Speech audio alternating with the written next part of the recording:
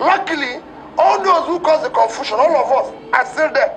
We are still part of the leadership today because we created this confusion. We brought this country to where it is. Whether you go, the governors were the people who refused. The Senate president is the governor before.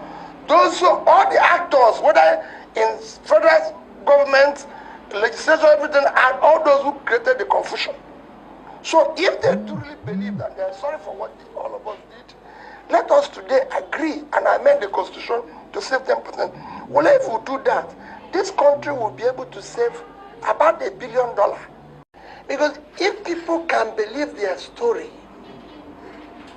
then they'll create hope. Economy, for me, is driven by hope. Because once people can see hope, then they will have faith and confidence. Right. I always see economy as going to church. I'm a Christian.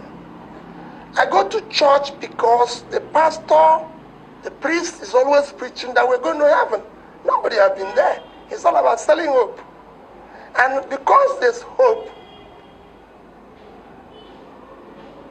there's faith in me. What the enduring part of hope, what drives enduring part of it is faith. It is what gives it, okay, we're going to do this, and if we do this, this is going to happen and everything. People have to see the commitment. What you see today is a bit of lack of coordination in the thinking process and especially in communication. And when you have a bit of lack of coordination in communication, you create a sense of hopelessness. You bring fear in the system, and everybody will run for cover. Hey, you go to church on Sunday, and the pastor says, there's no heaven. So why are you there again? You go home. You know? People need to know, yeah, you can say, oh, well, we're going to do this, we're going to do this, but what is missing there is a sense of driving hope. If you look at the strong economies of the world, it's not as if they're perfect. What is there is that they're preaching hope. Just like I said, you go to church, they're telling you, if you do this, you go to heaven, you do this and everything. And that is what is driving that process. There needs to be a sense of, oh, if this is what we are going, we all believe in it. Will it show me a perfect economy? There's none. It is just that people are selling hope, which is giving faith, is an enduring part of it, to stay on and say, well, if this is going to happen, I'm going to be part of this. It is not just enough to say this. There's other issues that needs to be managed. And I keep saying communication, coordination in communication is critical. Today there seems to be different informations coming to the table. You know, I said this at one time that there was a time somebody said we're in technical recession, we'll be out of it in September. In September, said this last quarter, then suddenly said, no, I don't know when it's going to be. Well, if you're in that state, you run for cover.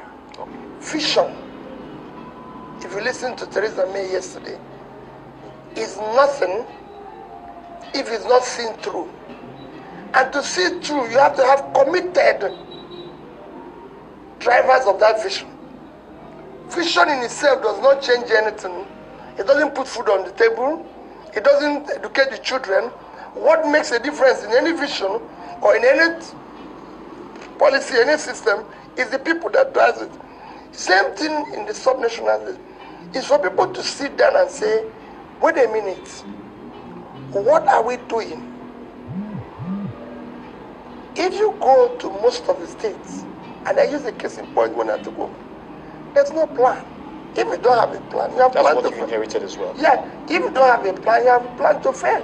I was the person that created Ministry of Economic Planning. You ask people in education, what are you doing? They say, oh, they're just here. People in housing, what are you doing?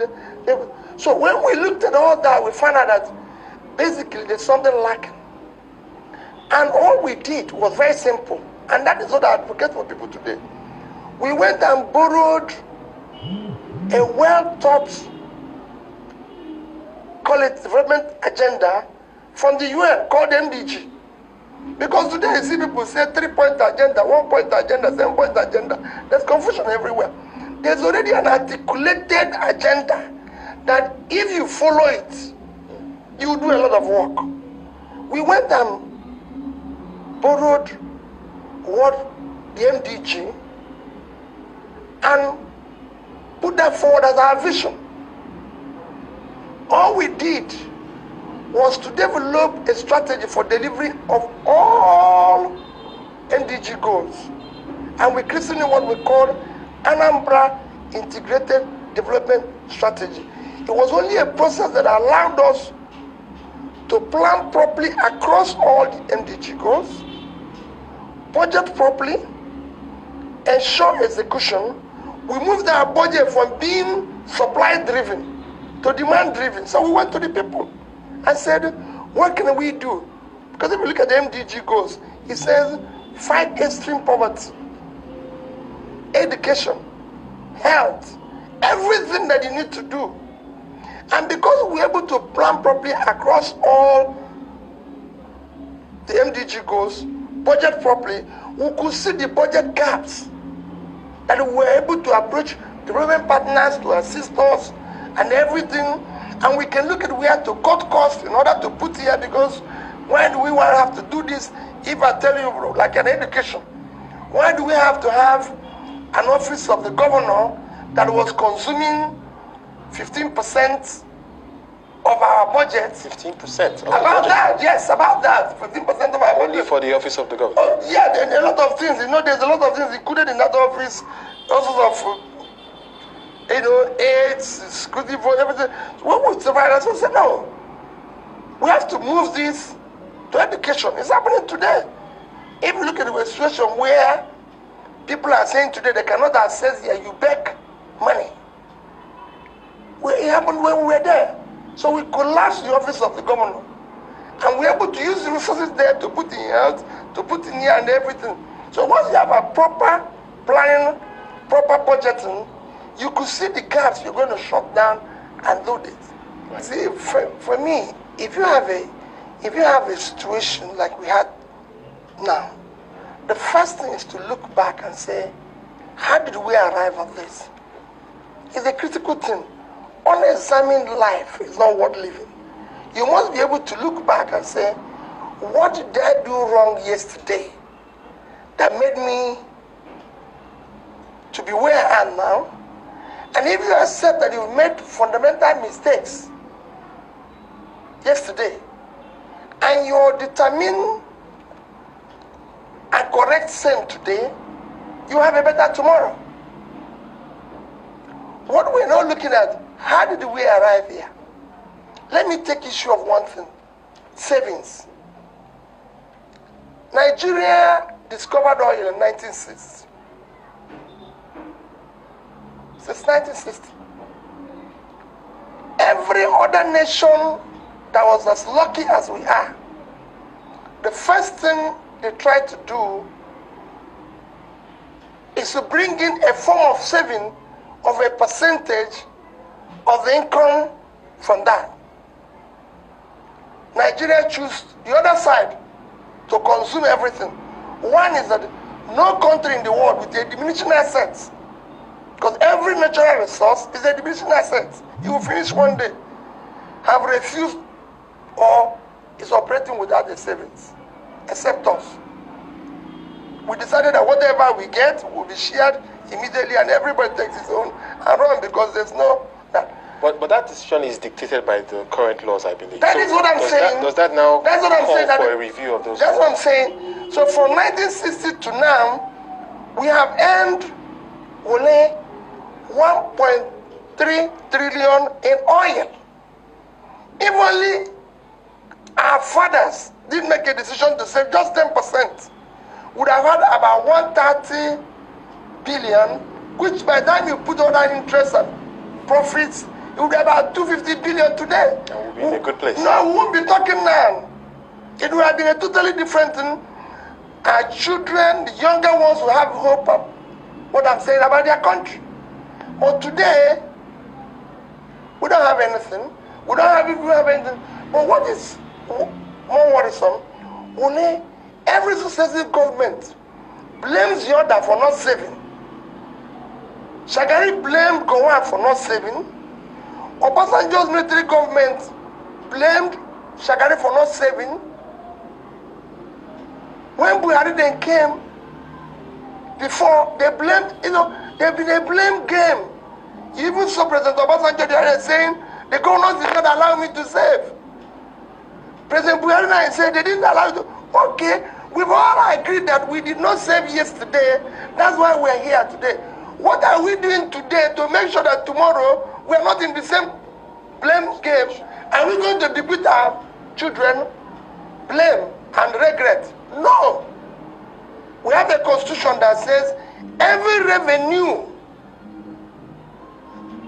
received should be credited into federation account and shared across the 3 tiers of government. That constitution and section should be today, now, when I'm saying now, this period, be taken back to National Assembly immediately with an amendment that says forthwith we will save 10% of every revenue, irrespective of our situation, just for a start. Well, if we do that today, luckily, all those who caused the confusion, all of us are still there. We're still part of the leadership today because we created this confusion. We brought this country to where it is. Whether you go, the governors were the people who refuse. The Senate president is the governor before. Those who, all the actors, whether in federal government, legislature, everything, and all those who created the confusion. So if they truly believe that they're sorry for what all of us did, let us today agree and amend the constitution to save 10%. Well, if we do that, this country will be able to save about $1 billion every year, just $1 billion. If we had done that, if we do that, by the year 2060, 44 years from today, Wole would have saved $44 billion. If you aggregate it at a 5% every year, we'll be hitting about 150 billion. Their story will be different. So the culture really needs but to change. today, everybody is still complaining and keeping quiet, and tomorrow we'll still say, hey, if this man had done, let's start now.